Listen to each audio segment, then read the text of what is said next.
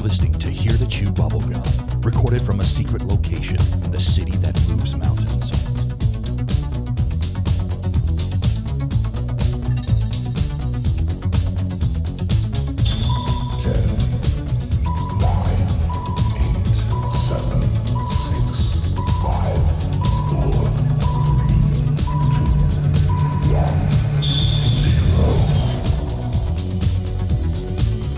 Greetings.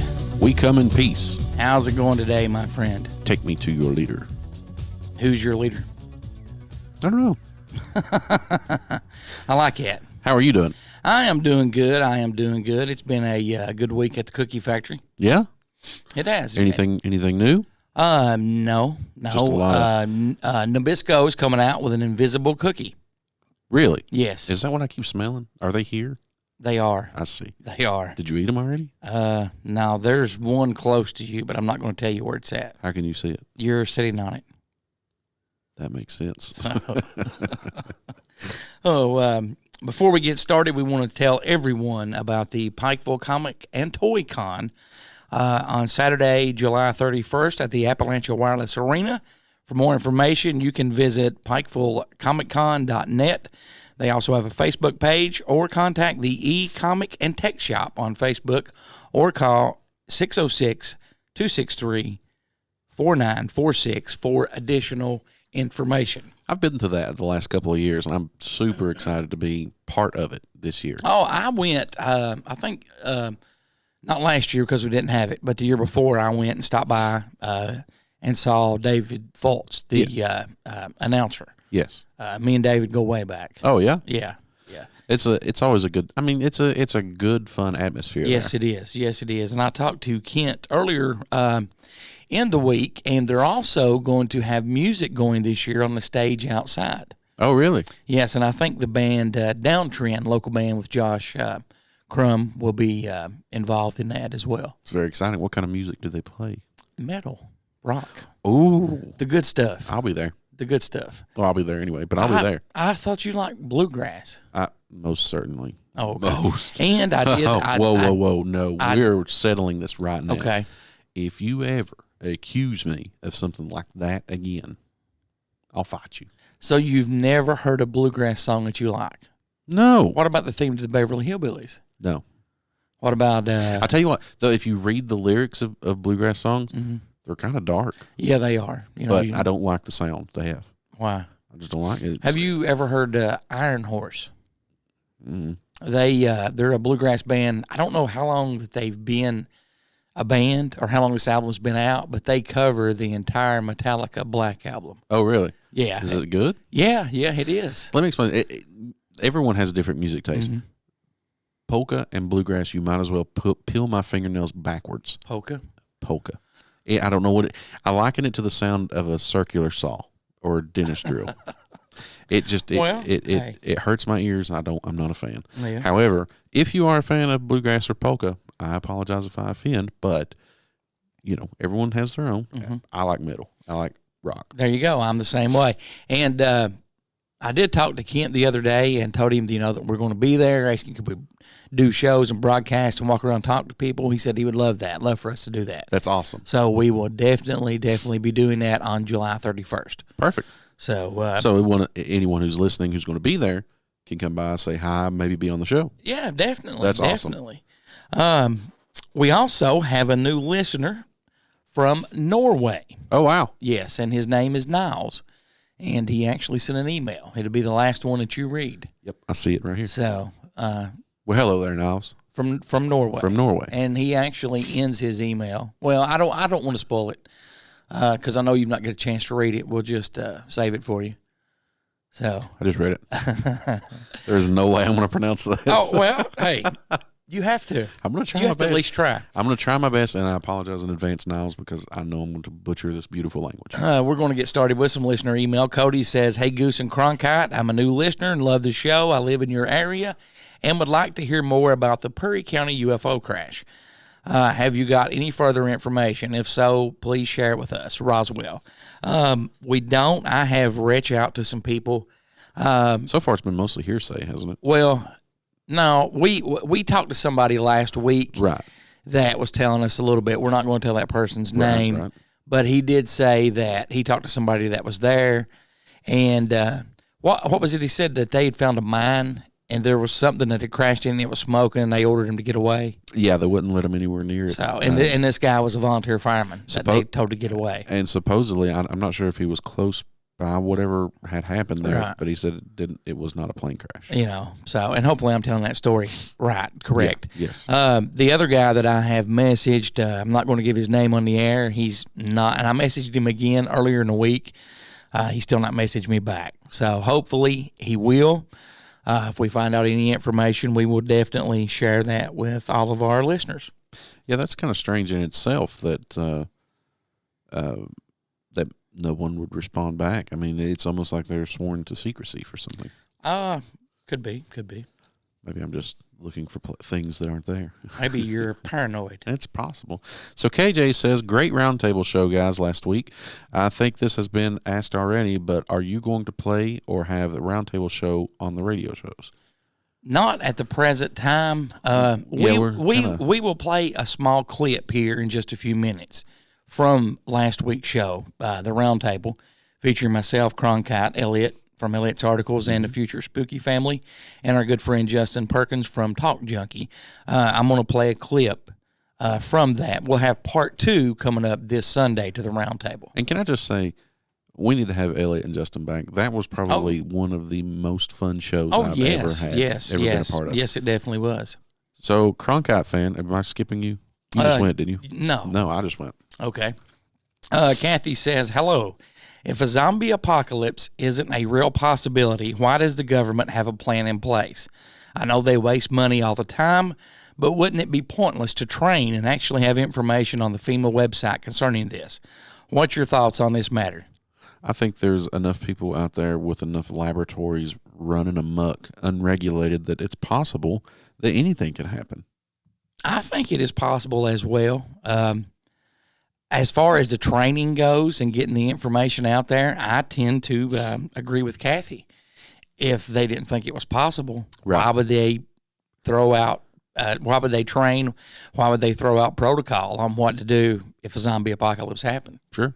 So a zombie apocalypse happened right now. Okay. Would you? I already know what you're a prepper, so you're gonna. What? You're a prepper. So you can go ahead and ask it. No, I mean you'll be like. All right, let's rephrase it this way. Alien invasion. Okay. Starts happening. But that's not a zombie apocalypse. She asked about zombie apocalypse, not an alien invasion. This is a. Okay. Go ahead. No. Okay. No. I'm sitting here recording the show with my good friend Cronkite, and there's an alien invasion. Alien invasion. Uh-huh. Very hostile. Yes. Are you going underground and fighting the aliens, or are you becoming a pet, or are you just going to sit back and watch the last few minutes of existence as the bomb flash comes towards you?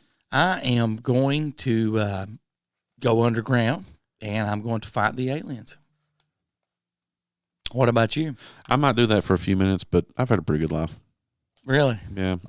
Listen, I mean, I'm not. You would make a good pet. I'm not going to be. Your house broke? Yeah. Well, mostly. You don't have fleas anymore. Yeah. Well, we took care of that. But what I'm saying is, like, I am not the type of person that's going to be content with the way, with a major change like that. Right. Like, I like my freedoms. Yeah, I can understand that. That makes sense. Let's see. Go ahead with yours. Cronkite fan says, have you guys noticed the price of houses and real estate lately? True example. Back in 2019, my mom bought a cabin in the woods for $200,000, and the year before it was $180,000. Same house with 6 acres. Well, it is $500,000 now. Home prices are insane. People used to love living in the city, but not anymore. They are trying to escape. What do you think they are trying to get away from? Other people. Yeah, exactly. They're trying to get away from other people. And I don't mean to interrupt you. No, go ahead. If you have an alien invasion or a zombie apocalypse, a big city is the worst place to be. Period. Or more conventional warfare. Well, that's still the worst place to be because you have to worry about the threat. You have to worry about other people trying to rob you for what you may have. Mm-hmm. Cities are not safe. And I think a lot of people are just tired of being I mean, correct me if I'm wrong. Is there not rampant crime in most major cities? Yes. I think people are just tired of living in fear. Yeah. I mean, it's a sad realization, but it is. And also, I've noticed that the price of lumber has gone up. Yes, it The has. price of gasoline has gone up. The price of groceries has gone up. I don't think it's just the housing market. No. I think it's The price has increased all the way around. inflation or whatever's happening. Maybe they're figuring out a way to charge us more money for stuff for nothing. You could be right. Our next email is from Larry. Hey, Goose, Cronkite, Ned, and Elliot. I think everyone needs to read the book, Ancient Egypt, 39,000 BC. We have history that was lost. Spread the word here at Chew Bubblegum, Roswell. Ancient Egypt, 39,000 BC. Yep, Ancient Egypt, 39,000 BC. I will download it on Audible if it's available. There you go. Yeah, I'm not. You like being read too? Yeah, I mean, have you ever tried it? Yeah. I love it. Yeah, I have. I love it. I can't get enough of it. Niles from Norway. There you go. Hello, Niles. My name is Niles, and I live in Norway. I recently discovered your show on iTunes. I'm a diehard fan of anything American. I loved Art Bell, George Norrie. Am I saying his name right? George Norrie? Yeah. Yes. Okay. I also get the name of your show and what it means. John Carpenter is a great director. As we say in Norway, farvel for now, which means goodbye for now. I think I did okay. Okay. Yeah. You did really good on that. Thank you very much, Niles. Yeah. And welcome to the show. Yes.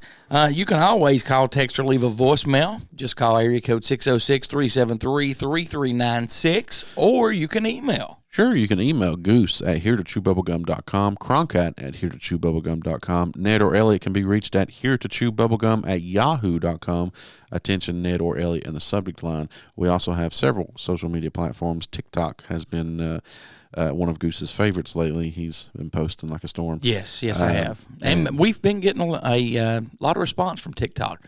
And we have Twitter, and we have Instagram, and we have Facebook, and we have YouTube. Yes. Do we have anything else? Nope, that's about it. Okay. So, before we go into segment one, I want to play a clip of last week's Roundtable show. Again, the new Roundtable will be coming up this Sunday, episode 31. So here is the clip. I hope you enjoy it. Greetings. We come in peace. How's it going today, Cronkite? Oh, it's going just well. How are you? I am doing good. Here to Chew Bubblegum, episode number 30, Roundtable number 2. Yeah, well, your voice sounds a lot better today, too. It does. Well, I feel a lot better than I did last week. Good. You don't look like the Mucinex booger anymore. Well, thanks. You're welcome. You want to go ahead and introduce the guest, or you want me to? Sure. To my immediate right. Straight across the table from me. Oh, you mean you want to do it? Okay. Yeah. Sorry, man. Sorry. To my immediate right, looking mighty spooky, is Elliot, as always. Good morning, good afternoon, good evening, whenever you may be listening. It's Elliot with the Spooky Family Podcast. I think if we just stare at him, maybe he'll keep going. We may. You can visit us at spookyfamilypodcast.com. Please visit us. I thought it was .net. We do have a .net. Oh, okay. But we have .net.org and .com. Oh, really? I bought them all, so I was there like, you go. There you go. Well, I'm making sure nobody there. Yeah. And then straight across from me there to your immediate left, my fine feathered friend, is Justin with Talk Junkie. How you doing today? Very good. Thank you guys for having me. Oh, thank you for being here. It's always great to have somebody from my hometown on the show in Bunker Studios. Who was it? Was it Cameron that went down and found it? Yeah, James Cameron. Now, I think the one thing he was able to prove from that is there was definitely room for Jack on the board. Oh, there was? Yeah, there was definitely. So the board actually ended up sinking then? Yeah, she was really a cruel human being. She was. She was. She's very cruel. I mean, she had a nice necklace, though. Paint me, Cronkite, like those girls in your picture. What's your... So we're talking about the Denver airport. Okay. Yeah. You know what I'm saying? Like, And it would be so much easier if they would reach back out to me and let me do this interview. They emailed me once and they said, yes, we'd be open for an interview. And then I've emailed them twice since then, and I've gotten nothing. So Well, maybe you should call them right now. I'm thinking that maybe perhaps they've listened to the show and be like, oh, no, those guys are really good at truth seeking, and we're not doing that because they're going to find us out. Ask for Buff Bagwell, and that could get you straight in because I know that he's high up in the NWO. So Buff Bagwell, got it. Yeah. All right, let me see if I can find the airport number here. You guys want to talk amongst yourselves? Sure. I've actually got it right here. Do you want me to call it? Sure. Okay, here we go. Again, we are calling the Denver International Airport. For those of you just joining me. Should be ringing. Welcome and thank you for calling Denver International Airport. Thank you for calling Denver International Airport. This is Melissa. Could I have your first and last name, please? Hi, Melissa. This is Cronkite. I'm with Here to Chew Bubblegum. I'm just hoping to speak with you about some of the conspiracies that's surrounding the Denver International Airport, like the gargoyle that says "Welcome to the New World Order." Right. Okay. Do you care to talk with us for a few minutes? Sure can. Awesome. All right. So, what do you say about the? Correct me if I'm wrong, but I hear that this airport was built, and then there were some issues, and then they just covered it over and built a new airport. Is that correct?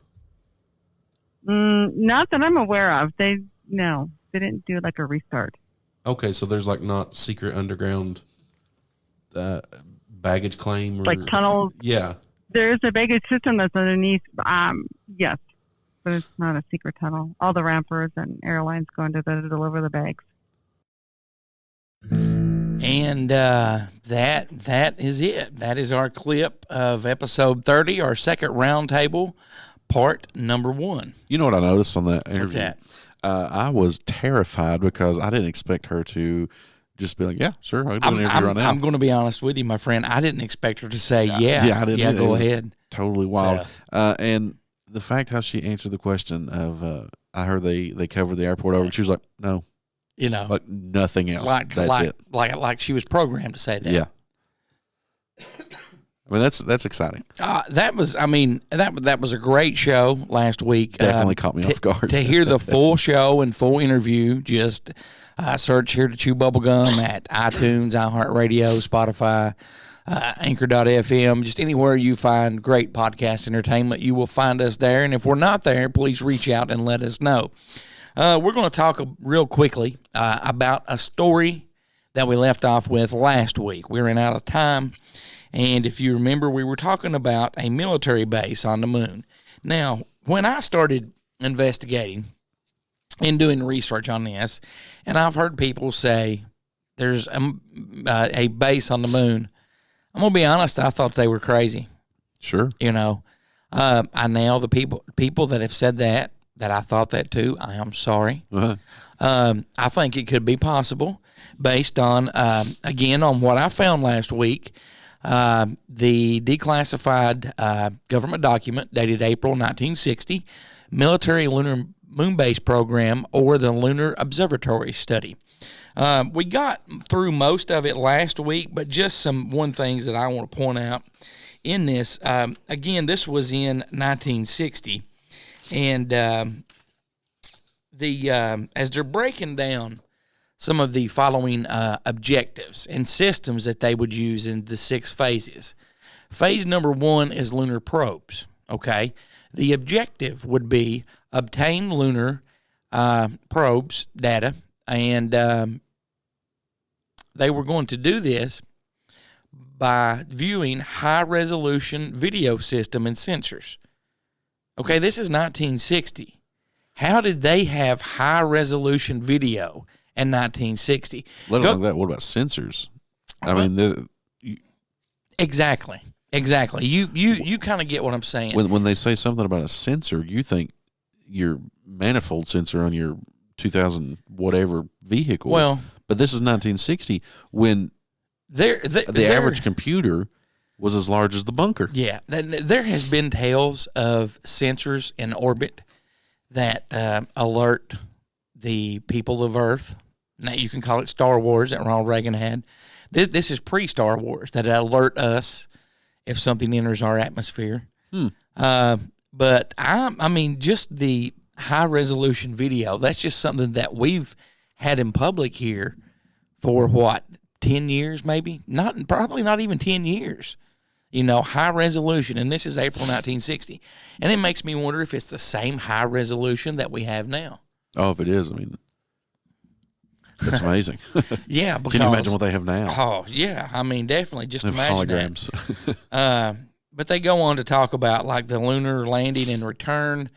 They would have several ships that would take payloads to the moon and take equipment that would be used for core drilling, lunar launching, and re-entry Earth terminal guidance systems. Maybe that's why Antarctica, there's a no-fly zone there. Well, all right. We could do several shows on Antarctica. Well, I mean, you think about it. We've talked about there was a base there, and then there was a base. Now there's a base there, Yeah. and then there was an alien base there. Well, there's...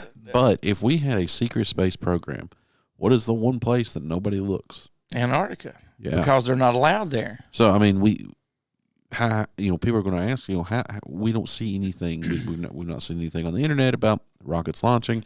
We've Right. not seen anything on the anything re-entering the atmosphere. Nothing. Right. Nothing out of the ordinary. Right. But you have to look at where, Antarctica, there's no fly zone. Nobody is allowed there to really get view anything out. And the only people that are there are government officials and scientists. So Yeah. they're not going to say anything. Yeah, you're right. Well, the sixth phase in this phase was the lunar base development, and they were to construct and operate a permanent base on the moon and support a 21-man crew. Oh, wow. Again, this is April 1960. Now, they would achieve this by constructing a temporary base built underground, permanent base, install operational surveillance equipment. Why would you need surveillance equipment if you're on the moon? Exactly. That sent up a big red flag to me when I ran that. When I read that. That's so they can watch for space rocks and dust and things. Okay. Dust storms on the moon. Now, after 1 month, that 21-man crew would switch out with another 21-man crew. This is 1960. We have not even been to the moon yet. Right. Quote unquote. We've not been to the Supposedly, moon yet. that would happen NASA. 9 Let me years take that. later. NASA has not been to the moon yet. Now, I'm interested. Where did you say this was from? Is this a? This was actually emailed to me What? by somebody that didn't want to give his name, but he included this in the email. Is this like a NASA file or a DoD file? Or This is let me go back and look at the front page. This is it doesn't really say. The Air Force Ballistic Missile Division, Air Force United Post Office, Los Angeles, 45, California. So, well, all right. So if we think about it that way, even in 1969, all right. So in 1960, the Mercury program was happening. Yeah. 1-man capsules. 1969, there's 3-man capsules. right. How big is that ship that they can 21 men. They can take 21 Yeah. up and 21 back. Yeah. That's nothing we have. No. Well, it's nothing that we knew about. And Well, yeah. Further research on this. This was part of the Air Research Development Command. So, also known as Project ARDC. So, and the Air Force did work and coordinate with NASA on all this. So, that's like I said, there's a lot of information in this, and I want to thank my friend who doesn't want to give his name for reaching out and supplying us with that information. I want to see the dark side of the moon now so bad I can't stand it. Well, I wonder if it looks like Earth at night. It may. Honestly, years ago when people, even 6 months ago, a month ago, when people would say, there's a base on the moon, I'd be like, yeah, okay, whatever. After looking at that was their plans. That was what they were going to do. Sure. Now, I don't have any proof if they did that. They spent a lot of money on that, You want to take a trip to the moon real quick? Well, number one, again, high-resolution video in April 1960. Number two, 21 men there. They were going to build a temporary base and a permanent underground base. Why would you build an underground base on the moon? That makes no sense if there's nothing or nobody there. Yeah, that is interesting. And how do you know the sheer logistics of having to move that much soil? Oh yeah, yeah. So to house 21 people. yeah. That's a lot. Well, and if the article that I read before on the Lunar Command, there were 3 levels. There was like level 1, level 2, and level 3, and each of them had, I don't have that in front of me. They were Lock Alpha, Lock Bravo, and Lock Charlie, and each of those had different. Like the first level was your entry, second level was like your, where all your controls and labs and all that stuff was at. The third level was like just the barracks and a place to rest and recreation and so forth. So built like an ICBM silo. Yeah. So it's fascinating, isn't it? It is. We're going to take a quick break, have Elliot's articles, and an all-new Ned Said. And when we come back, Cronkite is going to be talking about an exoskeleton. Indeed. Do you know what song this is that's taking us out? You were talking about alien invasion earlier. I'll have to hear some more of it. Oh, this is from the miniseries V. It's been a long time since I've watched V, but it was a good show. If you haven't seen it, you need to look it up and find it. The original one, not the remake. Yes. You're listening to Here to Chew Bubblegum. We'll be back in just a moment.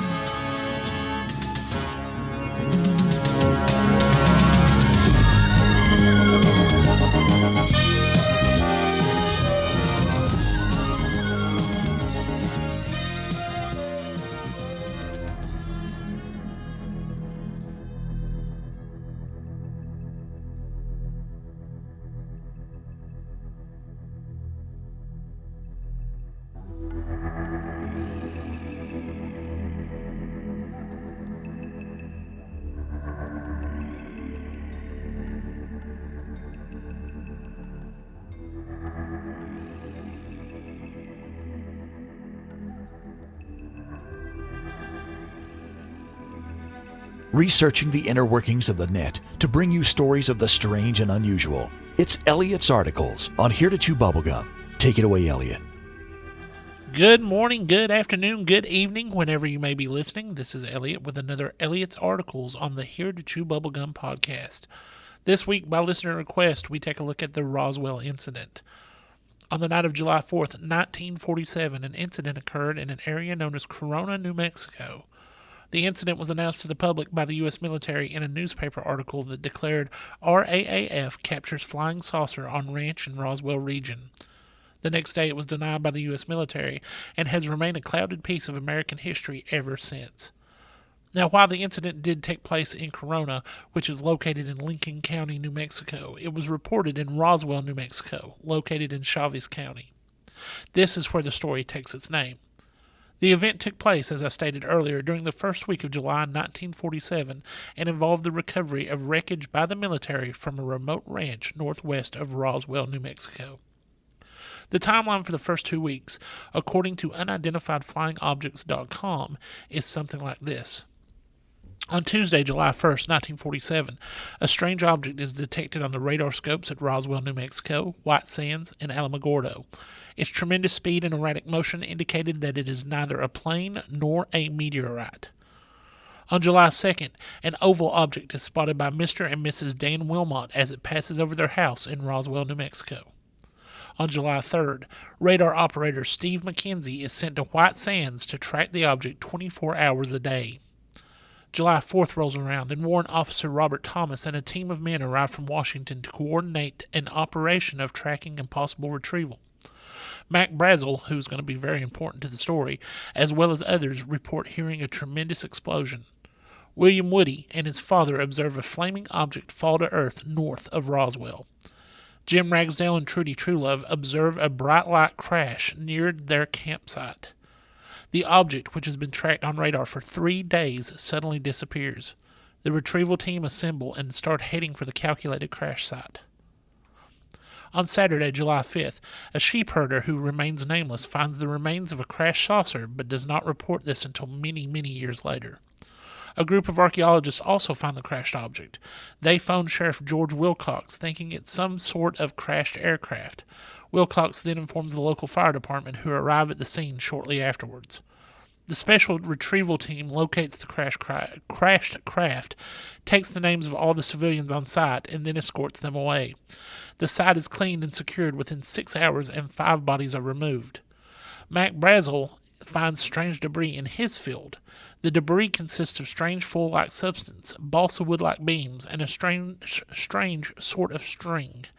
None of Brazel's sheep will go anywhere near the debris.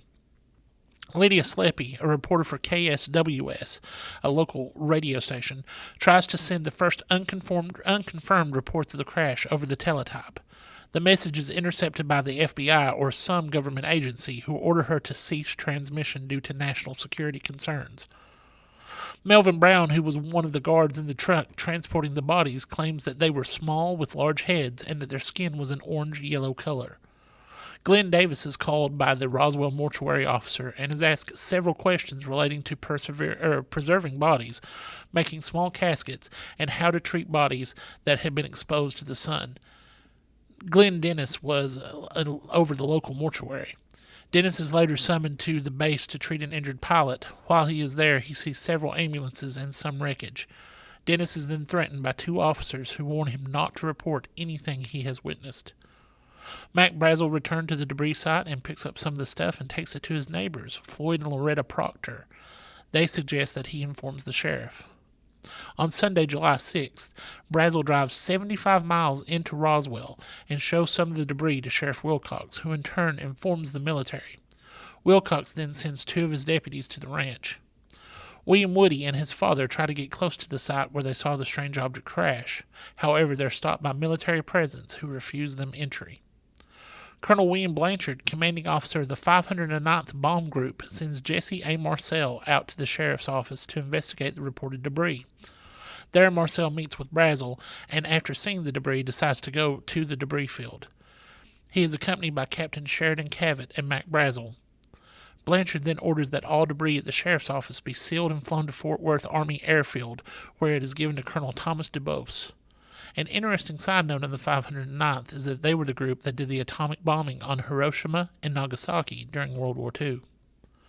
Marcel and Cavett arrive too late at night to see the debris field, so they spend the night with Brazel and his family. They also get a chance to observe some of the debris that Brazel had brought back with them. Neither of them had seen anything like it. It would not burn or scratch, yet when held in the hand it felt weightless. Several pieces of the foil-like substance, when crumpled into a ball, would return to its original shape when released. On Monday, July 7th, some of the debris and bodies from the main crash site are sent to Andrews Air Force Field. Brazel, Marcel, and Cavett arrive at the debris field. It is 3/4 of a mile long and 300 feet wide. They spend the day loading as much of the debris as possible into Marcel's car and then drive back to Roswell. General Nathan Twining, Air Material Command Commander, suddenly changes his current engagements and flies out to Alamogordo. Rumors start spreading around at Roswell Base that a flying saucer has been retrieved. On Tuesday, July 8th, Marcel decides to show his family some of the debris that he's recovered before the debris becomes classified. He tells his son that it's part of a flying saucer. Marcel and Cavett meet with Colonel Blanchard to report what they had seen. As a result, Blanchard orders that the guards be placed around the debris field and to stop anyone trying to obtain access. Brazel, who spends the previous night at Walt Whitmore's, the person at KGFL Radio's house, is interviewed by him and wire recorded. Whitmore is then informed from Washington not to air the interview with Brazel due to, once again, national security concerns. Brigadier General Roger Ramey orders Blanchard to send Marcel to Fort Worth. Mac Brazel is interviewed by military personnel. This interview is going to last several days, and he's taken into custody. Lieutenant Walter Halt finishes the press release that Colonel Blanchard had authorized. He gives copies to both radio and newspapers. The story is released and claims that the Army Air Force have announced that a flying disc has been found. Within a couple of hours, the base is flooded with calls from around the world. Marcel arrives at Fort Worth and meets with General Ramey. Marcel shows Ramey the debris, who then takes Marcel into the map room so that he can show him the location of the debris site. When Marcel returns, the debris that he had brought in was gone. It had been replaced by bits of an old weather balloon. Ramey then orders that the real wreckage be sent to Wright Field in Dayton, Ohio. The military cleaned the debris site back on Brazel's ranch and transport all the debris to Wright Field. A press conference is held in which Warrant Officer Irving Newton identifies the debris as that of a balloon. Marcel is ordered not to say anything, and Ramey confirms that the men at Roswell had simply made a mistake. Marcel is then ordered to be photographed with the balloon debris. Interest in the story dies down due to the fact that the debris had been identified that as of a weather balloon. On Wednesday, July 9th, Brazel's field is completely cleaned of the debris. The remaining debris is sent to Los Alamos via Kirtland Air Force Base. Brazel is seen by friends as he's escorted from the Air Force Base into town. They report that he looked very shocked and stressed. Brazel remarks to a friend, Frank Joyce, that he has to change his story to protect his family. Haught's press conference is confiscated by military personnel. Many ground personnel at Wright Field claims to see strange debris being unloaded from unmarked planes. Others report seeing bodies at the Andrews Air Force Base. Marcel meets up with Sheridan Cavett, who now claims that he never went with Marcel to the debris field on Brazel's ranch. On Thursday, July 10th, 1947, Sheriff Wilcox calls on Glenn Dennis's father and informs him that his son is in trouble with the military and advises him to talk to Glenn to make sure that he remains silent. Further balloon explanations are reported in the local newspapers. On Friday, July 11th, Glenn Dennis tries to contact a nurse who had told him that she had helped in one of the autopsies of the bodies.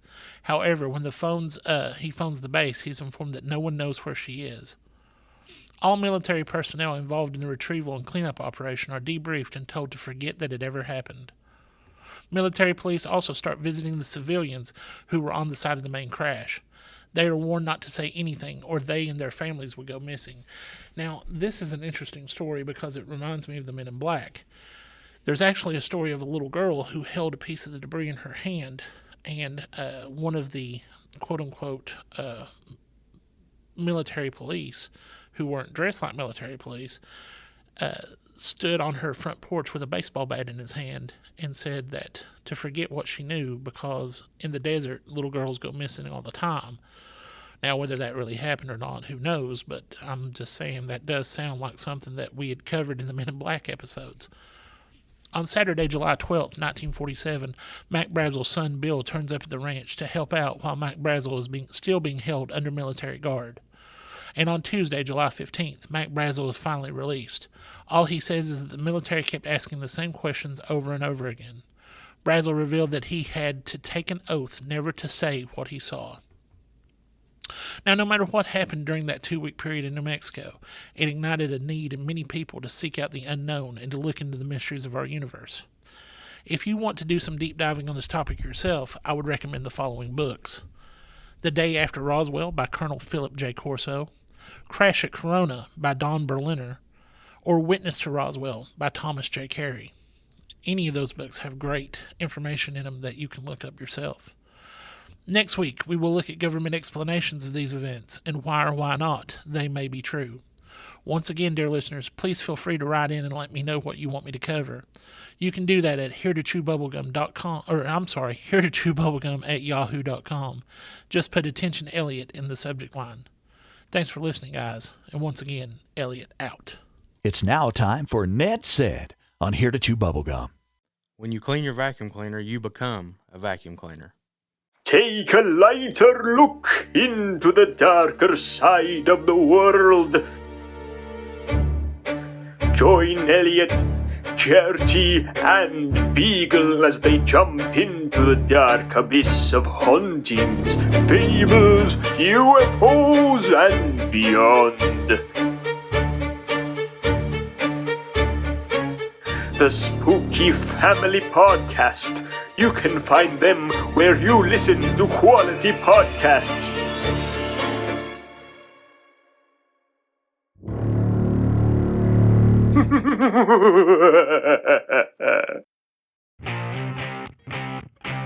Greetings. We come in peace. The City of Coal Run Village Mayor Andrew Scott and City Commissioners Beverly Jo Osborne, Big Joe Atkins, Trey Deskins, and Mike Steele encourage you to shop local. With over 200 businesses, the City of Coal Run Village offers games, restaurants, gas, auto parts, cars, and much more. You'll find all of this and more in the City of Coal Run Village. Shop local and shop often. You can always call, text, or leave a voicemail for Here to Chew Bubblegum. 606-373-3396. You can also send an email to goose@heretochewbubblegum.com or cronkite@heretochewbubblegum.com. Goose and Cronkite. Give the guys a break. They're not that bright.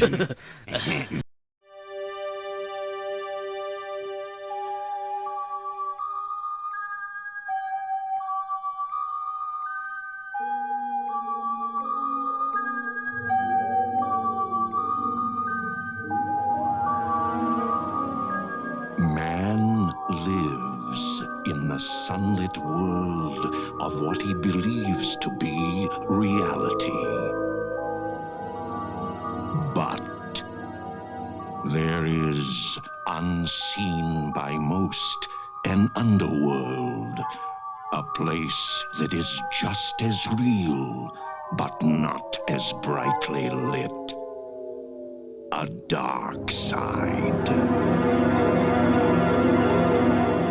And welcome back to Here to Chew Bubblegum. I am Goose, and you are Cronkite. How did you like the Tales from the Dark Side? That was pretty cool. Theme to bring us back. No, I liked it. It's a little bit of a bummer. Didn't you not watch that show when you were little? Yeah, I did, but That was a good show. it was. You know, it only ran for like 1 year, I think. Yeah. So, it's a good show. Classic. It was. Yeah, you're right. So, you're going to talk about the exoskeleton. Yeah. So when you think of exoskeleton, what do you think? Skeletor from He-Man. Okay. So the Marines are to test an exoskeleton suit that can do the work of 10 troops. The Marine Corps is moving ahead with plans to test a wearable robotics exoskeleton that conjures up images of power loader suit Ellen Ripley wore to take down a space monster in the movie Aliens. So it's this big forklift thing. Do you remember that? Oh, yeah. Yeah. The thing is massive. So by the end of the year, the service will have will have a Guardian XO Alpha full body robotic skeleton that allows one person to do the work of 4 to 10 people, depending on the task. The wearable suit can do hours of physical labor that would otherwise be impossible for a single Marine to do alone. Lifting and moving up to 200 pounds of gear repeatedly for 8 hours straight. The contract between the Marine Corps Logistics Innovation Office Program and the Sarcos Defense, a subsidiary of Sarcos Robotics, which creates the high-tech suit, was announced on Tuesday.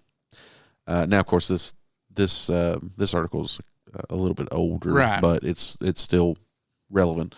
As the U.S. Marine Corps focuses on logistics and sustainment modernization as one of their key priorities and looks to reduce the manpower required to conduct expeditionary operations, the Guardian XO is well suited to fulfill a wide variety of logistics applications to address their needs and requirements. The announcement from Utah-based Sarcos Defense says. So, Sarcos representative declined to say how much each Guardian XO suit costs, saying only that the price tag is about the same as an employee who makes $52,000 annually, plus their taxes, benefits, supervision, and other expenses. So what does that come out to? What, 80 grand probably? So each suit is only 80 grand? That's hard to believe, right? Yeah. Man, technology is so advanced nowadays. Yeah. So the Guardian XO prototype was on display during the 2019 Modern Day Marine Expo in Quantico, Virginia. Jim Miller, Sarcos Robotics Vice President of Defense Solutions, said the suit will fit Marines ranging from 5 feet 2 inches tall to someone who is 6 feet 2 inches tall. The Guardian suit is perfect for logistics professionals who will move heavy equipment or artillery. So, I mean, I wonder how long it'll be before they, arm these things up. I don't know. It'd be cool. I'm waiting for an invisible suit as well. I mean, if you got a forklift you're wearing on your back, yeah, you could do some damage. Yeah, I don't have to go to the gym anymore. I just put the suit on.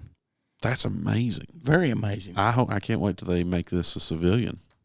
Civilian use. There you go. That's going to be awesome. That's pretty much it. I mean, it's an exciting story. Right. I can't wait to see kind of where they go with this. Well, that's fascinating. Real quick, this was posted in the news, I think just a few days ago. Russia plans to launch a nuclear-powered spacecraft that can travel from the moon to Jupiter. Oh, wow. Yes, I said that correctly. Russia is planning to send a nuclear-powered spacecraft to the moon, then Venus, then Jupiter. Russia's Federal Space Agency announced Saturday that its Space Tug, the term for a spacecraft that transports astronauts or equipment from one orbit to another, is scheduled to launch on an interplanetary mission in 2030, 9 years from now. The spacecraft's energy module, named Zeus, is designed to generate power, enough power to propel heavy cargo through deep space. It's essentially a mobile nuclear power plant. Several countries have their eyes on similar technology as a way to shorten trips in space. Right now, spacecraft rely on solar power or gravity to accelerate. But that means it could take more than 3 years for astronauts to conduct a round-trip visit to Mars. NASA estimates that a nuclear-powered spacecraft could shave a year off that timeline. Wow. What do you think about that? Now, this is going to be a manned craft? Yes, manned. That's fantastic. You So- see, I don't understand why we haven't been doing that ourselves. Like, that's pretty intense. Now, do you remember in the 70s and the 80s when the shuttles, our shuttles were all doing their thing? And do you remember the Soviets' shuttles? Briefly. Very similar, Slightly. very similar in design to ours. Yes. But where ours, essentially when they entered the atmosphere, glided like a brick to Right. landing, the Soviet shuttles would actually, I'm not exactly sure if they even had one fly into space. They may have, I'm not sure. But they would, they could actually power themselves. Really? Which was, which is more advanced than ours were. Yeah, so I mean, they if they have the technology to do that, that's pretty impressive. Well, NASA has been the only one to send a nuclear reactor into space on a satellite. NASA did this in 1965. Other spacecraft like the Mars Curiosity and Perseverance rovers are also nuclear powered, but they don't use a reactor. The entire mission, if it stays on schedule, is expected to last 50 months, just a little over 4 years. So think about that. In 4 years' time, they're going to go to the moon, then to Venus, then to Jupiter, and then back to Earth in 4 years. That's impressive. That's very, very impressive. I hope. Listen, I mean, I would love it if it had a big American flag on the side of it. But as long as someone from the I don't think Russia's going to do that with American flag. No. Well, I mean, maybe we can graffiti one on there or something. Well, what we I'm can write hospital on it. Yeah. What I'm saying is, like, as long as we are moving in the right direction, that's all I'm really worried about. Oh, well, we're definitely moving in the right direction. Definitely. For sure. All right, so I have some unbelievable facts or 5 secret space programs operated under the U.S. Air Force and the United Nations Authority. Which one would you like to hear? I'd like to hear both of them. Go with that one first. All right, number 1, Solar Warden. I've heard of that. We've talked about that on the show before. Solar Warden is a popular secret program that has been in operation since the late 90s. This secret space program is run by the U.S. fleet, responsible for monitoring all incoming and outgoing traffic or monitoring alien traffic in the solar system. It monitors a specific geographic area and preserves our solar system. The Solar Warden is also known as Radiant Garden, which is divided into 2 fleets, a military offensive-defensive fleet and a scientific R&D fleet. Kind of sounds a little bit like Star Trek, doesn't it? Yes, it does.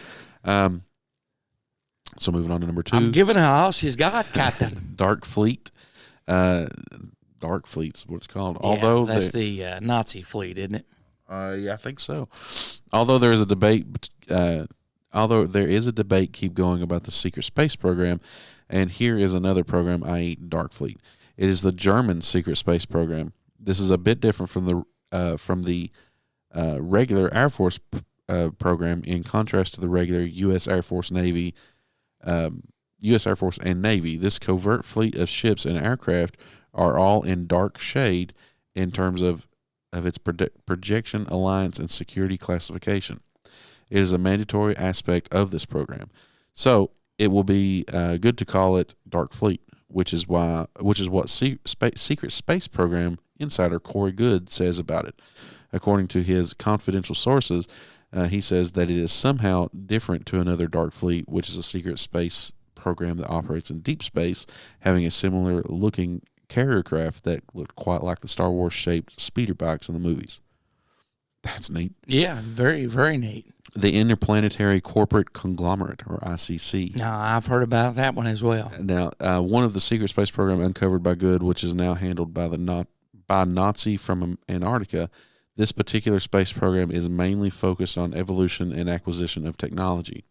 They tend to produce technology in barter system and store most of the high and advanced technology. Basically, it is a wide infrastructure in space that produces extremely high technology for human breakaway civilizations and civilizations from other star systems.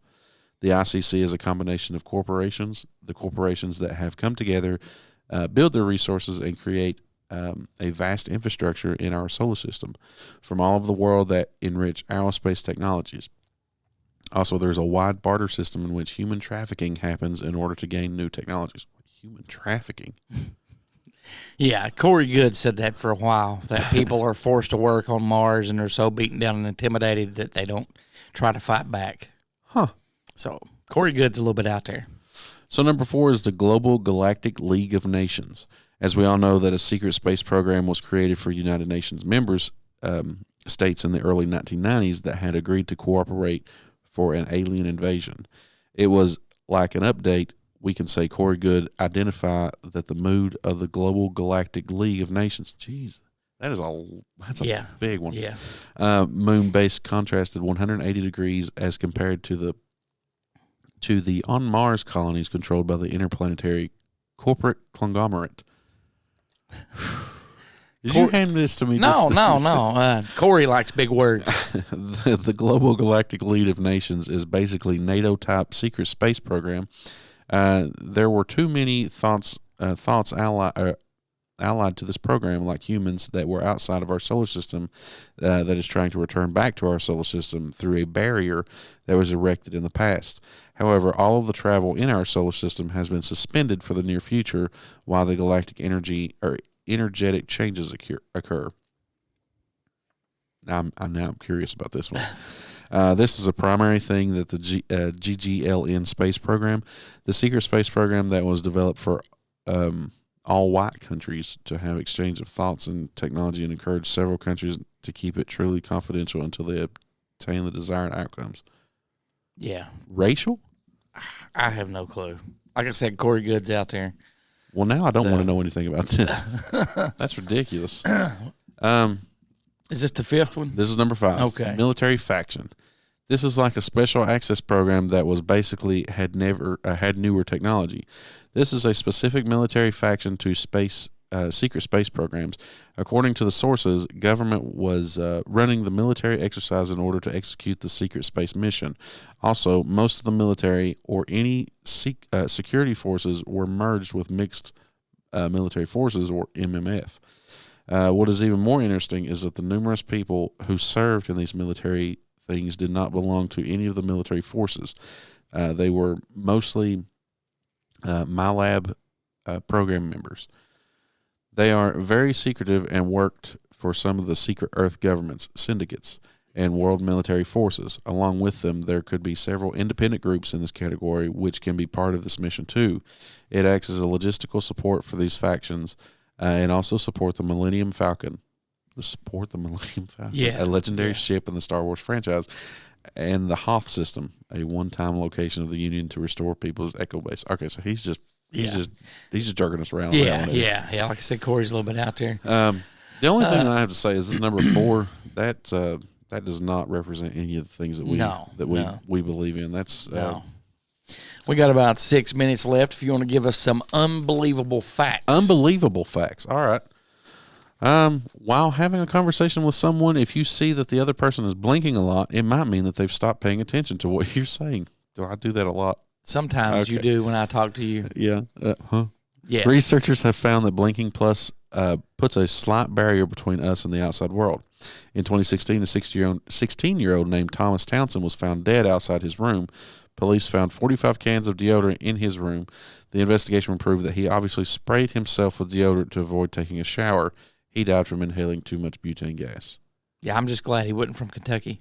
I mean, yeah, that's lazy. That is what is it I'm looking for? Natural selection. Yeah. Okay. Yeah. In 1939, a woman tried to assassinate 11-year-old Shirley Temple as she was singing "Silent Night" on a live radio show.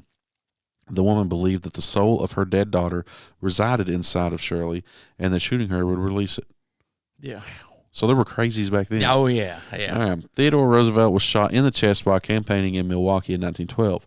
Instead of going to the hospital, he gave a 90-minute speech with the bullet lodged in his chest. The bullet penetrated his steel eyeglass case, passed through a 50-page single-folded copy of his speech, which was in his jacket pocket.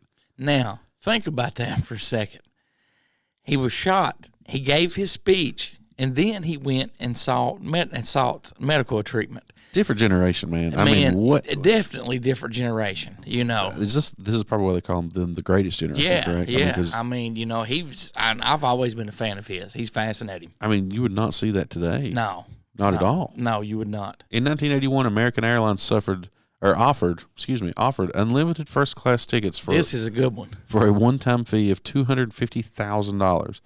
One of the first-class tickets holders flew over 10,000 flights, costing the company $21 million. Wow. Yeah, they blew up in their face, didn't it? Yeah, they actually dropped his, I think, in 2018 or 19. They cut him off and said he can really? no longer do that. Yeah, I don't know if there was any legal action after that. Oh, there have to be. But they nulled the contract and cut him off. In 1977, the FBI started building a tunnel under the Soviet embassy in Washington D.C.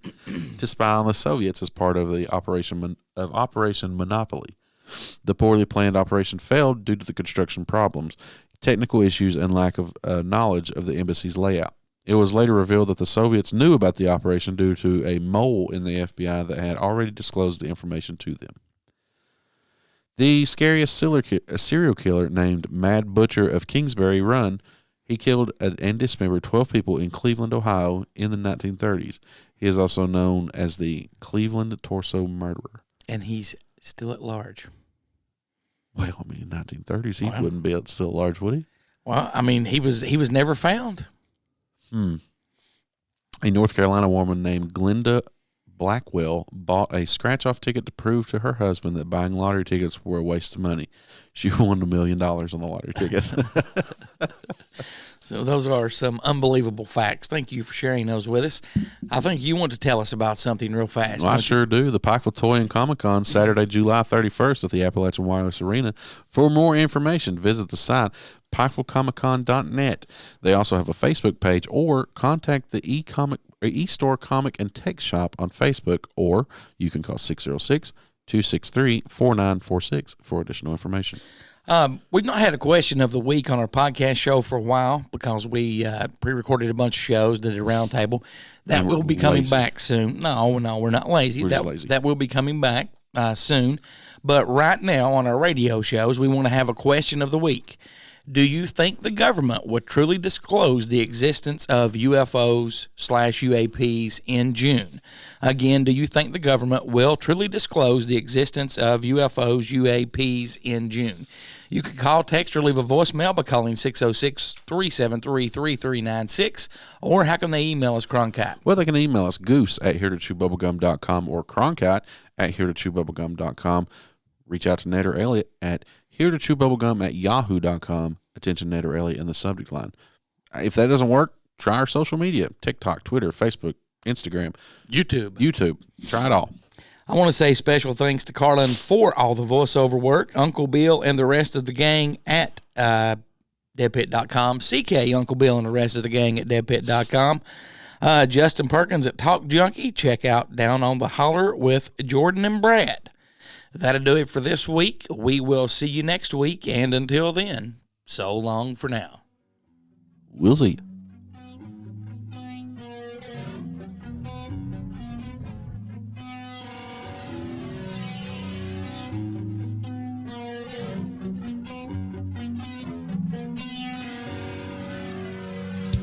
Thanks for listening to Here to Chew Bubblegum. Tune in next time as we dive deeper into things the government doesn't want us to know.